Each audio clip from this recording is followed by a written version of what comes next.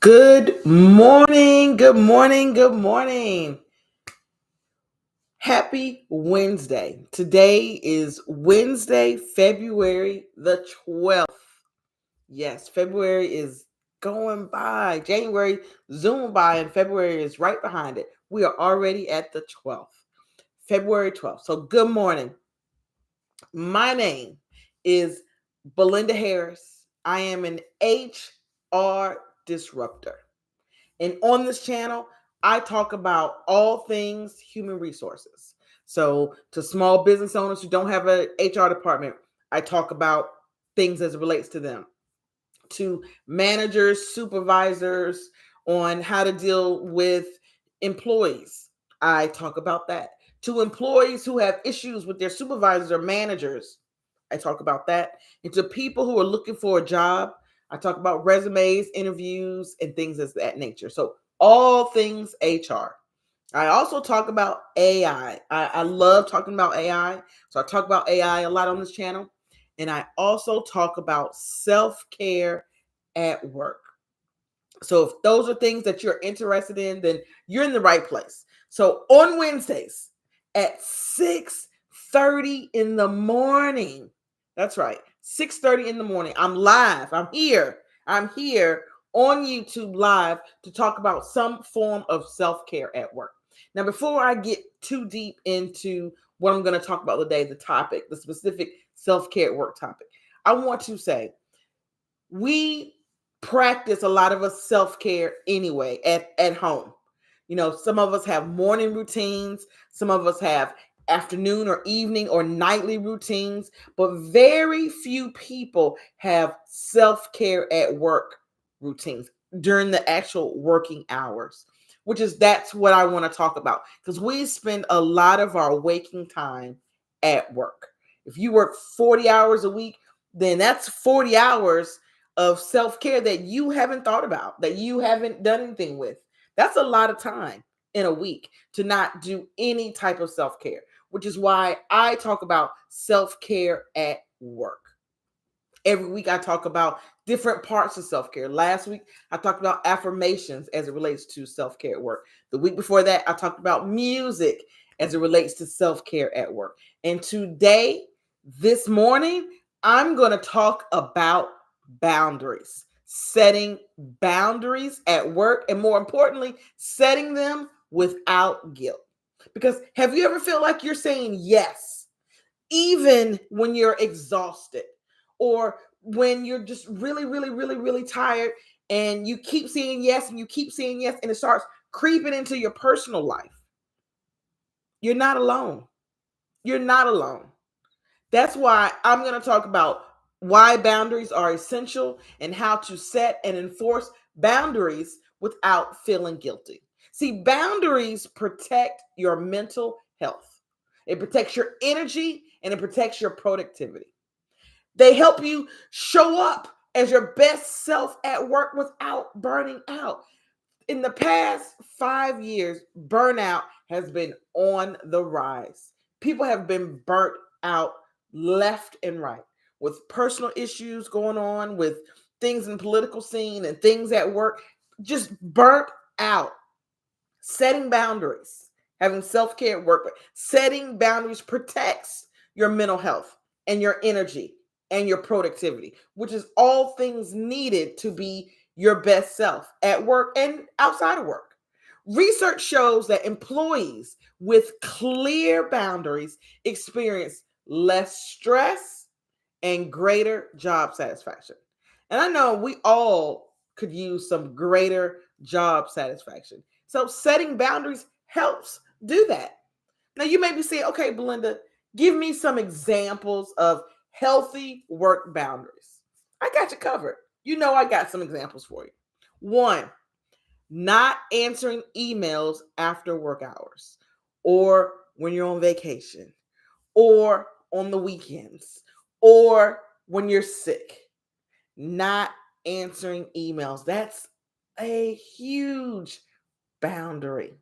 A lot of us, me included, me especially, me probably leading the bunch, doesn't do a good job of not checking emails outside of work.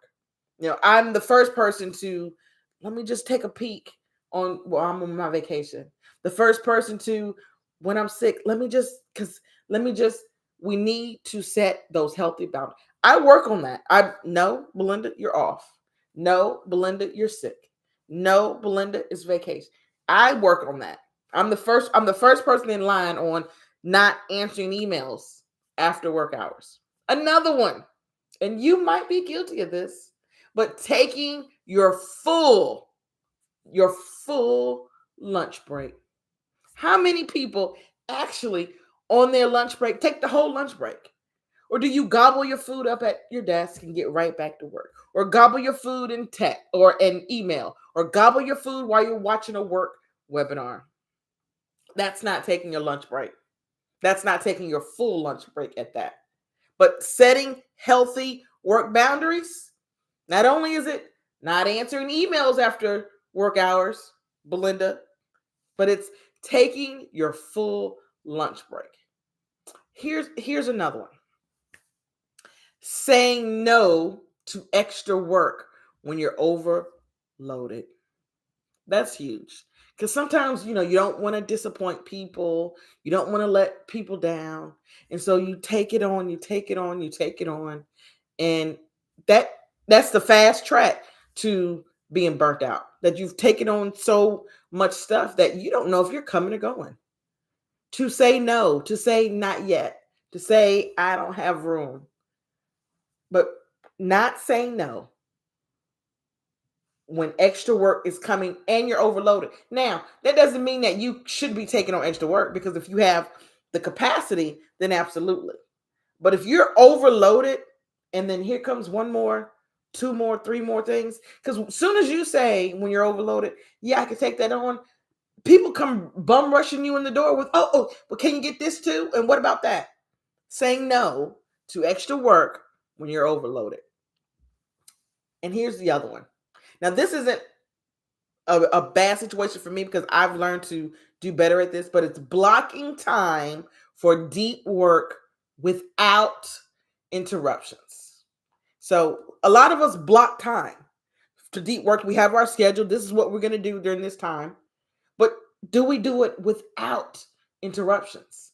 Because I used to block out my time. My time is blocked out. I'm doing this between this time, but I'd be interrupted constantly and get nothing done. So I'm much better at blocking time for deep work without interruptions. So you want to have a healthy work boundary. These are 4 things that you can start trying. Not answering emails after hours, taking your full lunch break, saying no to extra work when you're overloaded, and blocking time for deep work without interruptions. Now, you may be saying, I'm not that good, or I feel like I have to justify or over explain my boundaries. A lot of us do when you're first starting to set up boundaries. You feel like, let me over explain. Let me justify why I need to set these boundaries.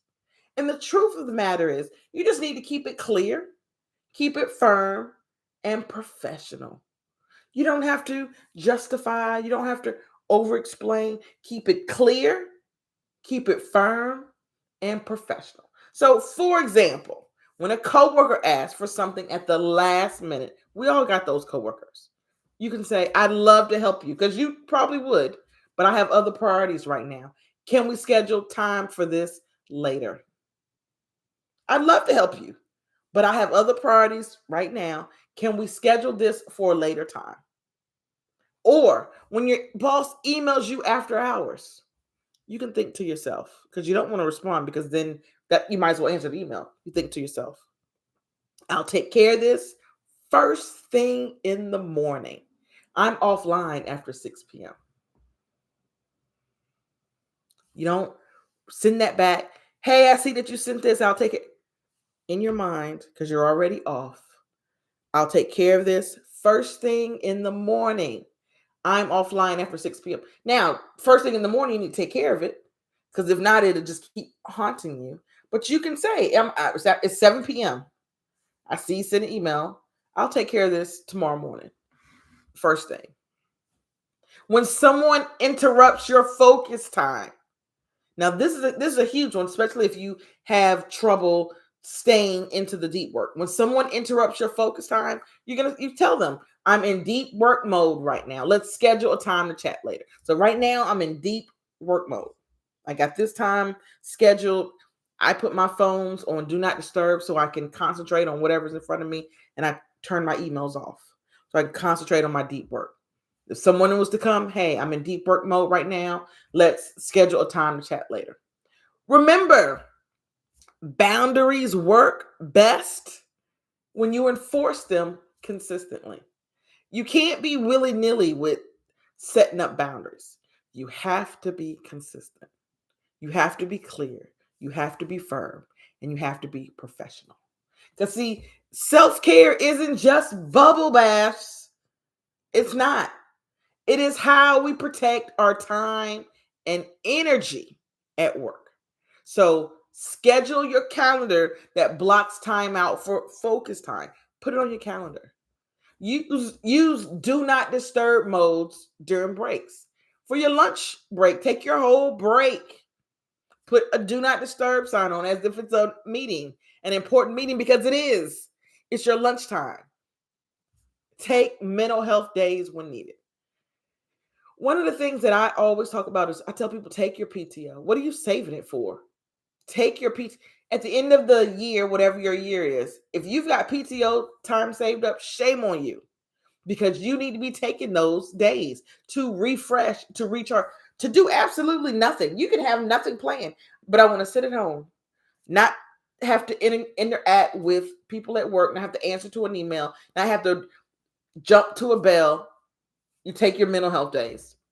And then you celebrate your small wins when you hold your boundaries. So when your boss emails you after hours and you don't respond to the next day, you celebrate that. You be proud of yourself, because setting boundaries in the beginning is not easy at all.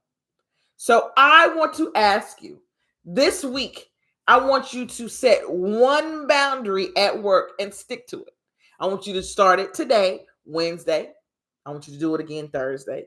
I want you to do it again Friday. I want you to do it again the following Monday, the following Tuesday, and then Wednesday. Set one boundary. Stick to it. It can be something as simple as a real lunch break or not checking your emails on the weekend. And then drop a comment. Let me know what boundary you're going to try this week, that you're going to stick with this week.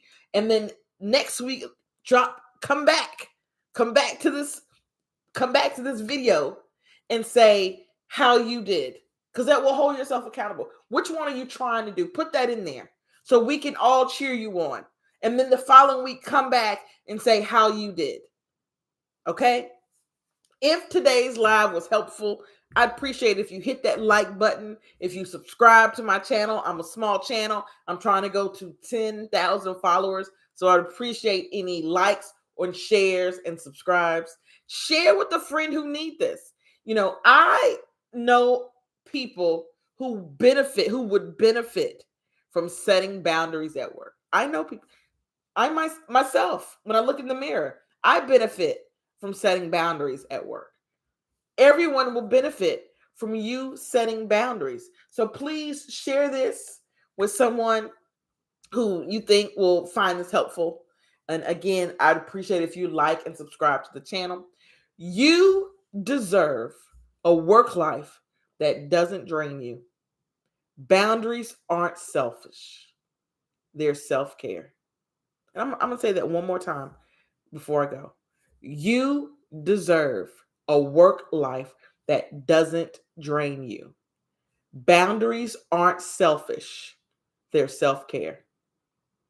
I'll see y'all next week.